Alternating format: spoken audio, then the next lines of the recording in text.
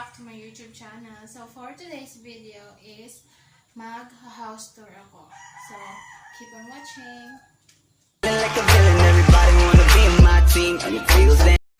So guys, yan po ang aming pintuan. So pasok tayo. So pagpasok natin is sala. Yan ang aming sala. Yan.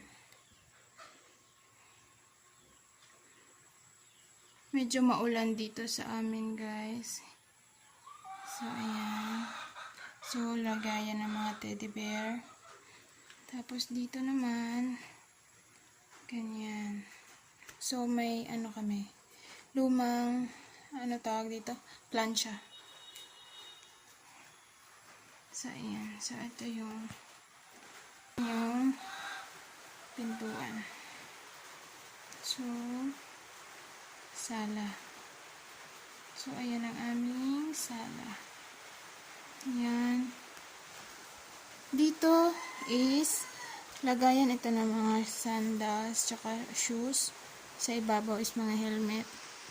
So, dyan naman, upuan, electric fan, tsaka itong speaker. So, ganyan. Tapos, dito naman, ito yung likod ng bahay. So, sa likod ng bahay is, ayan, may mga lagayan ng mga manok. Kasi marami kaming manok, guys. So, itong pintuan naman ito is, papunta siyang kwarto, tsaka kainan namin. So, pasok tayo. So, ayan. So, pagpasok mo is, pasensya na po kayo guys ha, kasi maulan kasi dito sa amin ngayon. So, ito yung, dito kami kumakain. So, ganyan. Dito kami kumakain. At, dito naman is yung crib ng baby ko. So, dyan ko muna siya nilagay kasi hindi pa naman masyadong nilalagay dyan yung baby. Kaya, dyan lang muna siya. At, dito naman sa bandang dito is, dito yung higaan namin. So, if nakapanood kayo nung last video ko na cleaning our bedroom, so ito yon. Ito na yung finish nun. So, ganyan. Ayan. So, ito yung mga bed, ito yung higaan namin. Tapos, meron tayong dito. Ano ba tawag dito? Cabinet. Tapos, ito namang isa is, lagayan ito ng mga damit ng baby ko. Tsaka, ito naman isa amin. Tapos, ito mga extra pillow, tsaka blanket. In case may bisita, so, may magagamit sila. So, ayan lang. So, ito ako. Hindi nyo ako makita, diba? Then, ito yung ginagamit kong tripod.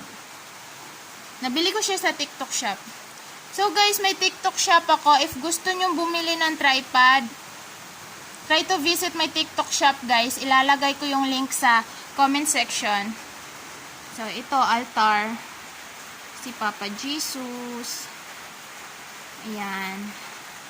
So, ganyan lang naman. Simple lang yung bahay namin, guys. So, actually, guys, hindi talaga amin tong bahay na to.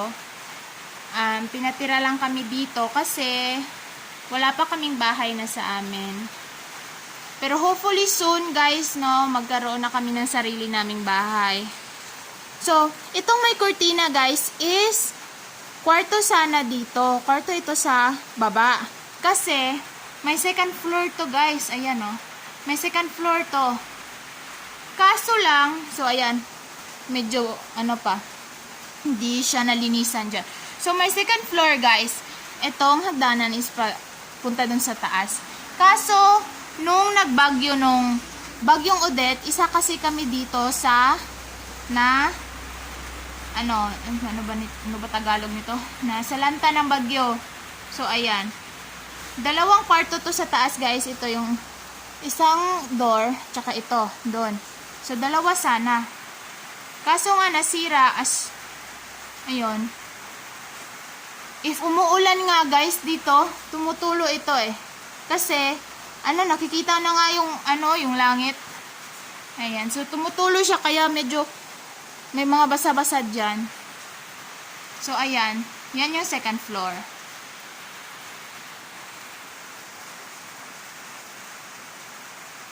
Ayan.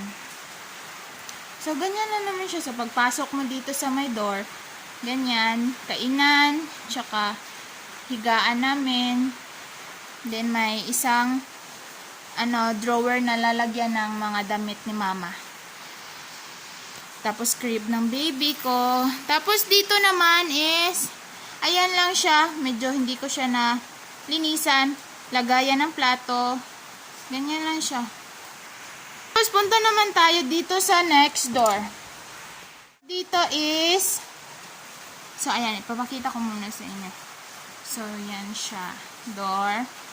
Papunta siyang lutuan tsaka hugasan. So, kitchen. So, ayan. Oh, 'di ba? Nasira din to ng bagyong Odette. Kaya, ayan. Umuulan, guys. If nakikita nyo, umuulan siya. Ayan. Basa nga. So, ayan. Dito ako naghuhugas. Doon naman ako nagluluto. Ayun. Kita nyo? Yung lutuan ko is basa. Kasi, walang bubong yung kusina namin. Pero pag nagluluto ako, gagawan ko talaga ng paraan para makapagluto. Lalo na kapag ulan, ang pahirapan talaga sa pagluto. Kasi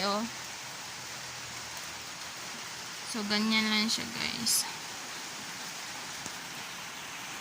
So, ayan na naman dito, guys. So, yung CR is hindi ko na siya mapapakita, guys, kasi maulan, pero hindi. Ipapakita ko sa inyo. Kahit umulan. Gawa natin yan ng paraan. So, ayan. So, nandito yung CR. Ayan yung CR, guys. Ito. Ayan. Yan yung sa loob. So, pagpasok, ganyan. Yan. So, ito lang naman yung bahay namin. So, guys, ito lang naman yung bahay namin na tinitirhan sa ngayon. Actually, hindi talaga to sa amin, no? Hindi talaga sa amin tong bahay na to, guys. Dito sa aming bahay. So, pinatira lang kami dito, kaya yung may-ari nito is, yun din yung may-ari ng tindahan na tinitirhan ng mama ko. So, nandun yung baby ko ngayon. So, ayun, guys. So, guys, thank you for watching this video. Hopefully, you like it, guys. At, if may gusto kayong i-request na video, i-comment nyo sa baba. If kaya naman natin gawin, gagawin natin yan, diba? So, thank you so much for watching, guys.